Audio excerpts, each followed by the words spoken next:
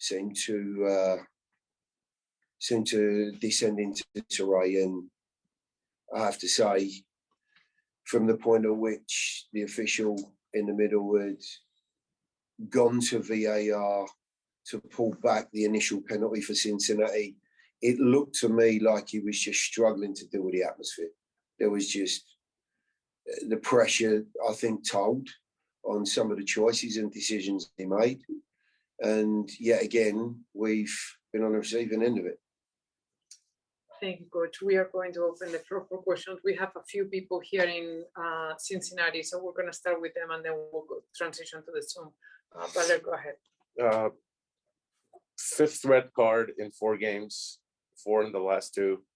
Obviously, the refereeing decisions like you talked about on Wednesday. But is there anything internally that you can do to improve on that situation? Look, I absolutely agree, yes. The things that can't be changed are the choices, obviously, the officials make. So if I use Taylor's sending off as an example, I would, very aggressively deny that was a booking, the first one. So therefore, the referee puts himself in a position, obviously, beyond that. Taylor has to understand that he's now in a difficult spot, like it or not. The referee doesn't actually remember that he's booked Taylor. I do believe that. And I'm not sure that the second one was actually a booking, and would anyone inside the ground or anywhere else have made, any sort of noises if the referee had said, look, that's your last one, and then you're off. And I think there needs to be some understanding and some common sense that's just used. But if the referee is just so blinded by what's going on in the ground and cannot deal with that pressure, you're talking about the character of the individual there. So yes, there are things we can do, but I think there are also things that some of the officials that we've run into should certainly be looking at and deep down be considering that have happened in the game. Thank you, Valer.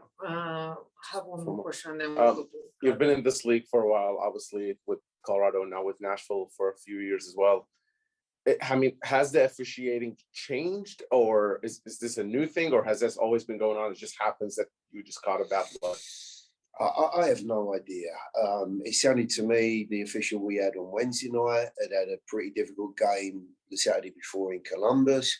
I don't know what went on there because I didn't see the game. But I think it's something that the league has to look at and look into.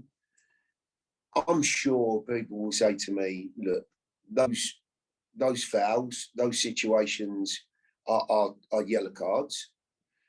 I would also question what actually went on for Fafa's second yellow card. I think if you look at the replay, Miazga steps across Fafa into his path. And look, I've said to the guys in there who got sent off, your conduct's just got to change. You can't continue in the same vein on a booking. Otherwise, with an official as weak as the one we've had again today, you now put yourself in a position where there's a chance you get sent off. So, yes, I think there are some things that Pro can do. And certainly the officiating again today should be looked at. Claudio. Gary, the game seems like a continuation of somehow the last 3 games for Nashville in a few things. Obviously, the officiating in the 3 games had a lot to do with it.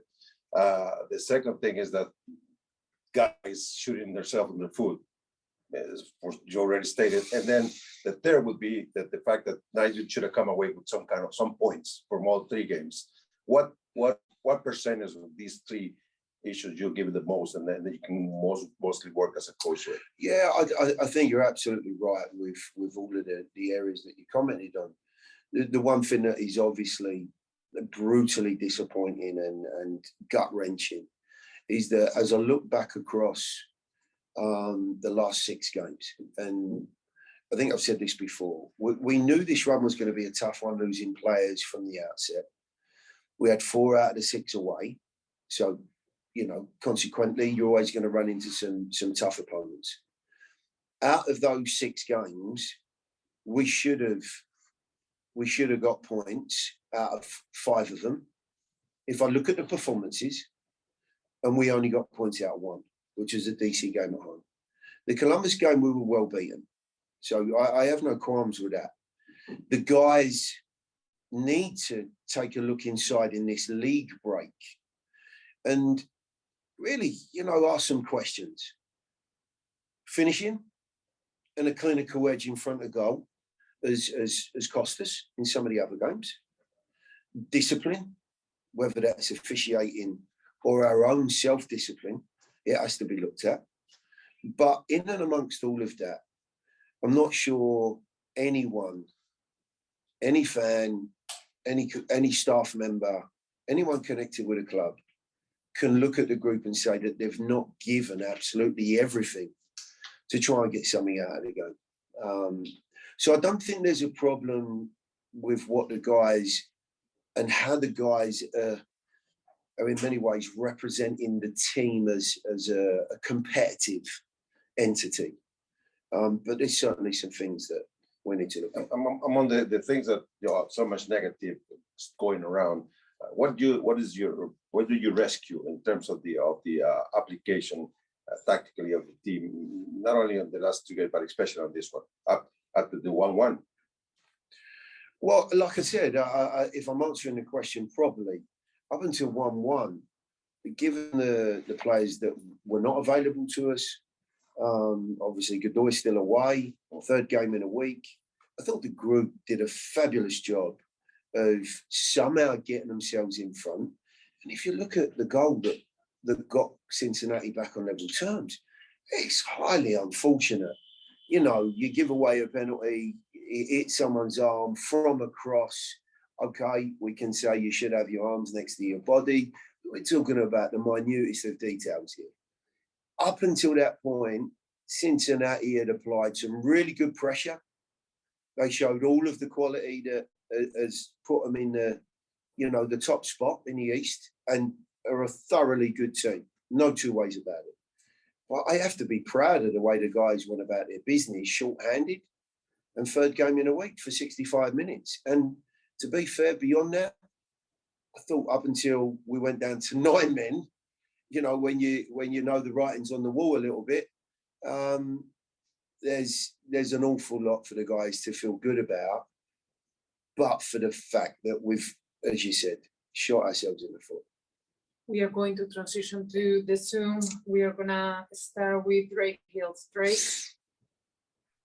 Hey, Gary, you've really laid out really the unfortunate events, things that are kind of out of your control, the officiating being one of them, and availability for your squad being another.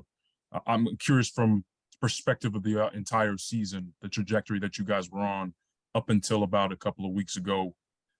Do you feel that the supporter shield is still possible for you guys, or you think that you have to readjust your objectives? Yeah, Drake, let me stop you there. I think the first thing we've got to address is getting the group back into that winning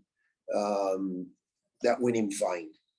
A terrific performance midweek against Philadelphia for good portions of the game, and then for all sorts of reasons that we've spoken about, we end up in a position that we don't get any points out of. So we need to correct this slump. Number one. As far as our position in the league, I think the games and the early part of the season, and especially that 10-game run that we were on, not getting beat, put us in a fabulous position.